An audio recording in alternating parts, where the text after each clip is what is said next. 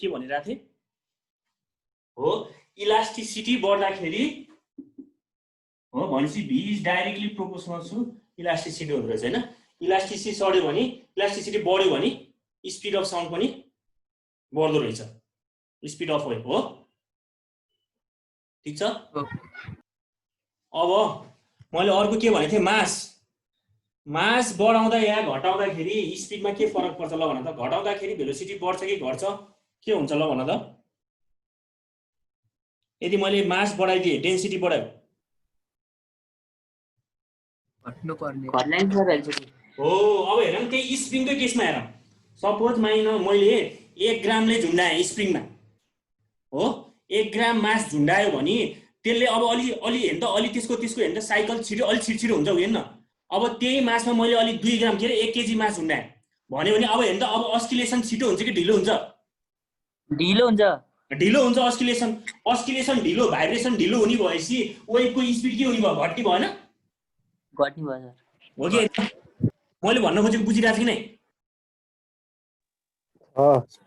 मास घट्यो भने हेर्न त भाइब्रेसन हुने टाइम छिटो बढ्छ अलि साइकल बढ्यो वेभको साइकल भनेपछि भेलोसिटी बढ्यो मास घट्यो भनेपछि हो मास बढ्यो भनेपछि के हुन्छ अब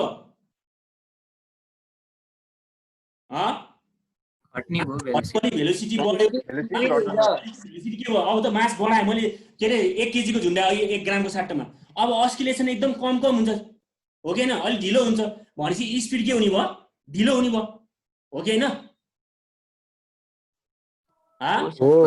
भनेपछि भेलोसिटी वेभ के अरे माससँग के छ इन्भर्सली प्रोपोर्सनल हो भनेपछि v इज इलास्टिसिटी अपन मास हैन यो भनेको इनर्सिया अथवा जनरली हामीले वेभमा अब डेन्सिटीको युज गर्छौं नि है मास भनेको डेन्सिटी भयो मास बढ्नु भनेको डेन्सिटी बढ्ने भयो डेन्सिटी बढ्यो भने अथवा डेन्सिटी बढ्यो भने भेलोसिटी घट्छ हो डेन्सिटी घट्यो भने भेलोसिटी के हुने भयो बढ्यो भनेपछि अब हेर्नु त यसलाई जनरली फर्मुला यसको के छ भन्दाखेरि v is equal to root under e by rho भन्ने छ फर्मुला यो फर्मुला हामीले केबाट गर्छौं अब डाइमेन्सनली गर्छौं हामीले यो फर्मुला राइट हो कि हैन भन्ने इलास्टिसिटी अपन रो त हामीलाई थाहा छ v is inversely proportional to e by rho त हामीलाई थाहा छ तर रुट अन्डर किन लायो डाइमेन्सन मिलाउनलाई अब डाइमेन्सन हेरौँ न मिल्छ कि मिल्दैन डाइमेन्सनली प्रुफ गरौँ ठीक छ यहाँसम्म बुझिन्छ कि नै ल भन्नु त पहिला इलास्टिसिटी सँग बढाउँदाखेरि बुझिन्छ सर हो घटाउँदाखेरि भेलोसिटी घट्यो डेन्सिटी अथवा मास बढाउँदाखेरि अथवा डेन्सिटी बढाउँदा भेलोसिटी के भयो घट्यो मास घटाउँदाखेरि भेलोसिटी बढ्यो भनेपछि रिलेसन के आउनु पर्यो v इन्भर्सली के रे v is e by m आउनु पर्यो तर डाइमेन्सन मिलाउनलाई रुट अन्डर राखियो हामीले यो निकाल्नु पर्यो हामीले प्रुफ गर्न पर्यो डाइमेन्सनली प्रुफ गर्छौं है स्पिड अफ लङ डिस्टेन्स अब लेख त यहाँसम्म बुझ्यो कि नै बुझ्यो सर बुझ्यो हैन ल अब लेख अब यो नोट है यो 4 मार्क्समा सोधिराछु जस्तो मास भनेकै डेन्सिटी हो है त्यो मास भनेकै डेन्सिटी भयो मास भनेकै डेन्सिटीसँग रिलेटेड भयो डेन्सिटी बढ्यो भने भेलोसिटी घट्ने भयो मास बढ्यो भने भेलोसिटी घट्ने भयो हैन मास बढ्यो डेन्सिटी बढ्यो भने मास बढ्यो हो सर एउटा भोल्युममा कति मास छ भन्ने त हो नि डेन्सिटी भनेको ठीक छ ठीक छ कि नै speed of long distance wave ब्रैकेटमा लेख बाइ डाइमेन्सनल मेथड यो मेथडबाट है ल लेख्ने it is observe that the velocity of अथवा sound in a medium depends on the elasticity and the density of the medium. It is observed that मैले अगाडि प्रुफ पनि भनिसके velocity of sound in a medium depends on the elasticity and the density of the medium. So V is directly proportional to E A into rho B, where यहाँदेखि चाहिँ यता लेखेको sir elasticity पछि के हो? It is observed that velocity of sound in a medium depends on the elasticity and the density of the medium. So B is त्यो कुनाको चाहिँ अलि medium देखेँ E सँग पनि rho सँग पनि मैले डाइमेन्सनल मेथड गर्न खोजे हो के, where E is the elasticity of medium and rho is the density, medium, and A and B are the indices to be determined.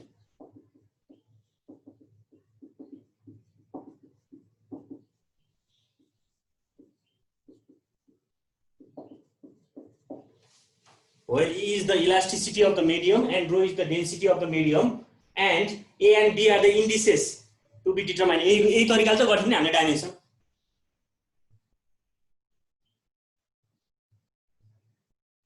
ठीक छ यहाँसम्म?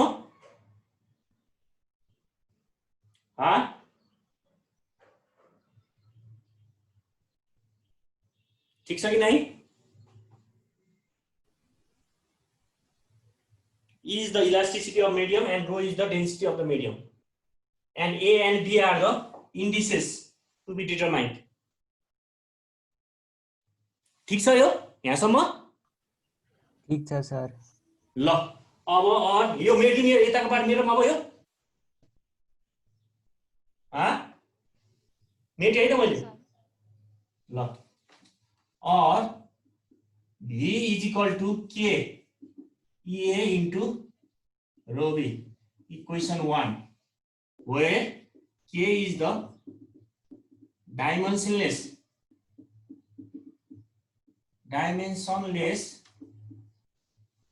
where K is the dimensionless proportionality constant.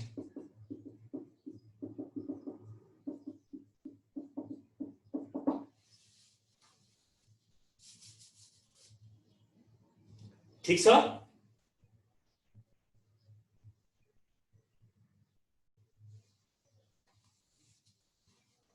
Now dimension of velocity कति हो v को? ल भन त. ल एकजनाले कसले भन्छ यो डाइमेन्सन अफ भेलोसिटी लार्ती भेलोसिटी अफ डाइमेन्सन कति हुन्छ? म यहाँ लेख्नु पर्यो. LT पावर को पावर पहिला भेलोसिटी को युनिट हेर. युनिट के हो? LT माइनस 1 हुन्छ होला. Metre per second. Aarti are listening? आरतीले सुनिरहेछ मैले भनेको? सुन रहा. कति हुन्छ सर भेलोसिटी डाइमेन्सन? भेलोसिटीको डाइमेन्सन के हुन्छ भन त? युनिट के हो? युनिट भेलोसिटी युनिट के हो? LT - 1 मीटर पर सेकेन्ड हैन त युनिट अफ भेलोसिटी. मिटर भनेको के हो? लेन्थ. MT को पावर -1 हुन्छ सर त्यसको. LT - 1 हुने भयो माथि जाँदाखेरि हो. हो?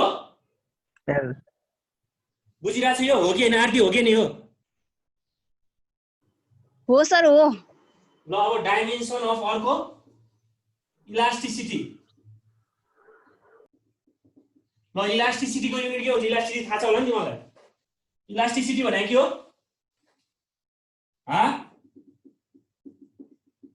स्ट्रेस बाइ स्ट्रेन हैन? यंग्स मोडुलस गरे हैन त इलास्टिसिटी हो कि हैन? स्ट्रेस भनेको के हो? फेरि फर्मुला.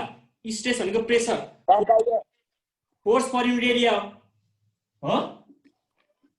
फोर्स प्रेसर हो नि त स्ट्रेस भनेको. अनि स्ट्रेनको युनिट त हुँदैन. हुन्छ नि स्ट्रेन भनेको त के हो? Change in length upon original length हो. भनेपछि change in length metre upon metre. यो त युनिटलेस भयो स्ट्रेन त. भनेपछि यसको युनिट के रहेछ? इलास्टिसिटीको फोर्स पॉइंट एरिया. अब यसको डाइमेन्सन निकाल्न चाहिँ कति हुन्छ? फोर्स को युनिट के हो? न्यूटन. एरिया को युनिट पर मिटर स्क्वायर. यो गर्नु पर्दैन, यो रफ हो, यो सिधै यसमा नोटमा गर्नु पर्दैन, यसमा यहाँ रफमा गरे हुन्छ। यसको युनिट त हुँदैन, ml minus 1 t minus 2 आयो। न्युटनको युनिट के हो? KG metre per second square हो। Force mass into acceleration sir ml minus 1 upon metre square कति आयो त? ml minus 1 t minus 2 KG ml को पावर minus 1 t को पावर minus 2 KG metre per second square हो हो। हो भनेपछि कति आयो? एम सर यो त राइट मा लेख t minus 2 M L minus 1 T minus 2 ल M L minus 1 T minus 2 यो बुझिरहेछ सबैले? इलास्टिसिटी भनेको स्ट्रेस बाइ स्ट्रेन, स्ट्रेस भनेको force per unit area, tension per unit area अथवा अनि स्ट्रेन भनेको change in length upon original length. अब यसको युनिट त हुँदै हुँदैन, काटिहाल्यो मिटर मिटर। अब युनिट भनेको फोर्स पर युनिट एरिया भनेपछि फोर्सको युनिट न्युटन मिटर स्क्वायर एरियाको, न्युटनको पनि के KG metre per second square mass into acceleration force भनेको। अब काट्दाखेरि के आयो? KG per metre per second square भनेपछि M L minus 1 T minus 2 ल ठीक छ यो? ठीक छ सर, ठीक हुन त ठीक छ, कुनातिरको देखाए हैन के तपाईले पुरा देखिसन ए है उता लेख्नु फोर्स बाइ एरिया पछि newton per metre square, newton per metre square भनेको KG metre per second square upon metre square हो। यो भनेको के हो फेरि? केजी मिटर मिटर काटियो पर मिटर सेकेन्ड स्क्वायर ल भयो। यो इलास्टिसिटीको युनिट, यसलाई युनिट लाग्दाखेरि के हुनु पर्छ? मास केजी को मास मिटर को एल माइनस 1 टी माइनस 2 यता पनि देखिएन अझै M L minus 1 T minus 2 ल ठीक छ? ल अब डेन्सिटी को कति हुन्छ भन त?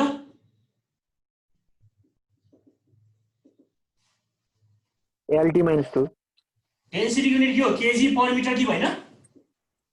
ml minus 3 M ml minus L minus 3 M L minus 3 यहाँसम्म भयो? भयो कि नै? सबैले बुझिरहेछ कि नै? केही छैन, डाइमेन्सन मात्रै हो। बुझिरहेछ हैन?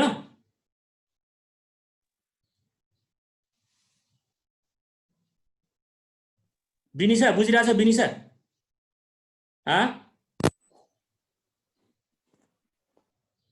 बिनिसा बुझिरहेछु सर।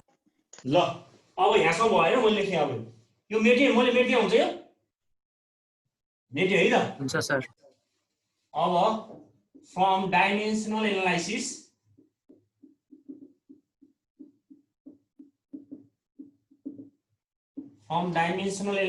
अथवा फ्रम इक्वेसन 1 we get कति हुन्छ डाइमेन्सन गर्दाखेरि भेलोसिटीको एम मिटर कति हुन्छ पर सेकेन्ड भनेको L minus 1 is equal to के को त डाइमेन्सन हुँदैन, के त डाइमेन्सन इज कन्स्टेन्ट भने इलास्टिसिटीको कति अरे एम एल माइनस 1 हो कति अब टी माइनस 2 हो अनि ए हैन त डट अर्को डेन्सिटीको कति हो एम केजी मिटर कि एल माइनस 3 बी ल भेलोसिटी कति लेख्नु बा? भेलोसिटी को lt minus 1 हो। M T minus 1 l lt minus 1 हैन त मिटर पर सेकेन्ड हो। ठीक छ? ल अब यसलाई मल्टिप्लाई गर्नु कति आयो?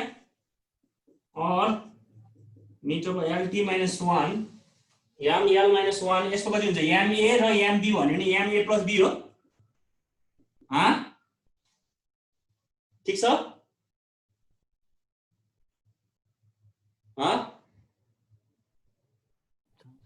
एम ए ठीक छ? अर्को कति हुन्छ हैन त into L L minus A minus 3B हुन्छ यार -a से -3 -3b अर्को T को minus 2 t को -2a मात्रै हो ल हो ल equating the power of MLT we get है देखेँ मैले equating the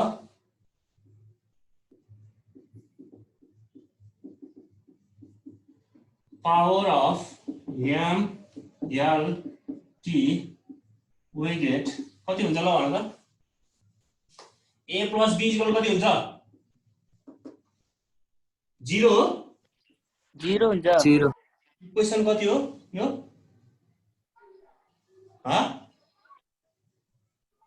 इक्वेसन कति हुन्छ 2 2 हो 230 अर्को -a -3b कति हुन्छ 1 हो 1 हुन्छ इक्वेसन 3 अर्को -2a कति हुन्छ -1 -1 equation 4 solving these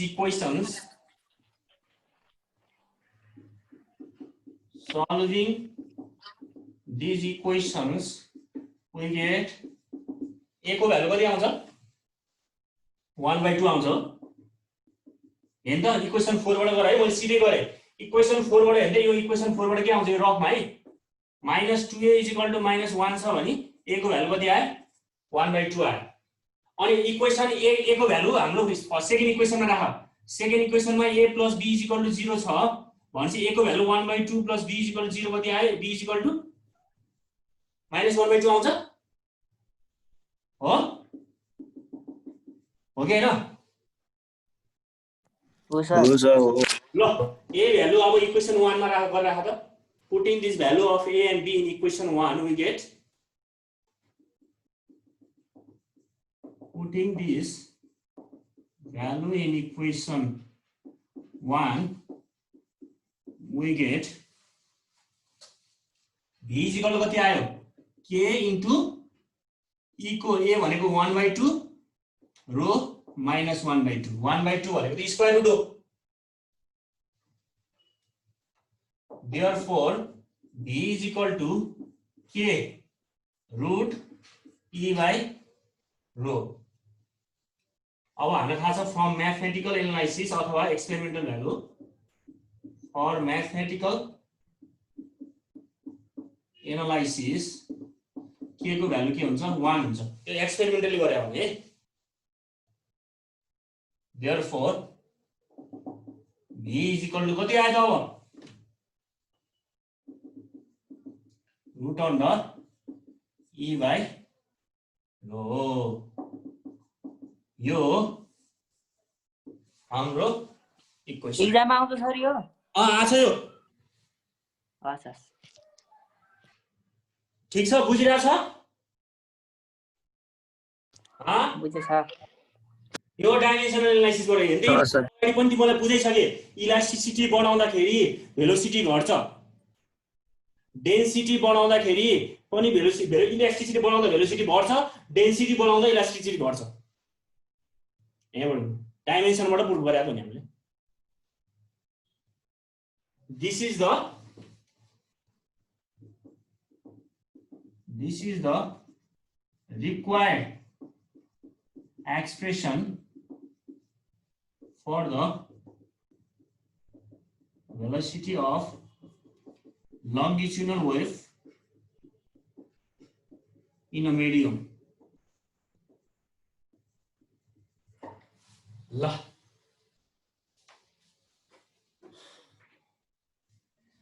के छ सोध्न पर्ने कुरा यहाँसम्म छ भने सोध्ने अहिले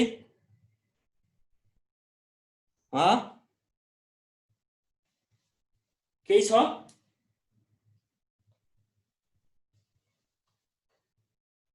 छैन सर बुझिरहेछ सबैले सर बुझिन्छ बुझिरा यो 4 मार्क्समा सोधे कति मार्क्समा सोधेछ यसमा एड गरेर है यहाँसम्म त गर्न सकिहाल्छु तिमीले डाइमेन्सन एनालाइसिसबाट त सजिलो छ सबैको डाइमेन्सन थाहा हुनु पर्यो युनिट थाहा हुनु पर्यो त्यसपछि आइहाल्छ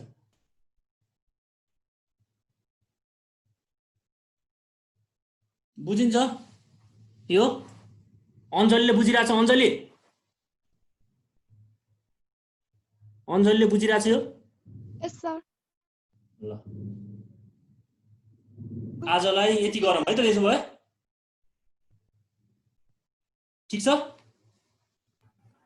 अब ठिक छ सर अर्को क्लास होला हैन बायोको अब हो सर ल आजलाई यति गरौँ ठिक छ हैन केही कन्फ्युज छ भने सोध्ने है म फेरि रिपिट गर्छु पछि फेरि कन्फ्युज छ भने कसैलाई यो चाहिँ यहाँसम्म नोट अहिलेको speed of sound wave by dimensional method चाहिँ यहाँसम्म गर्न पर्थ्यो मैले v = e / rho ठिक छ हैन त्यसो भए इन्ड गर्दिन त म यसो सर ह हुन्छ गर्दिन ल बाइ बाइ सबैलाई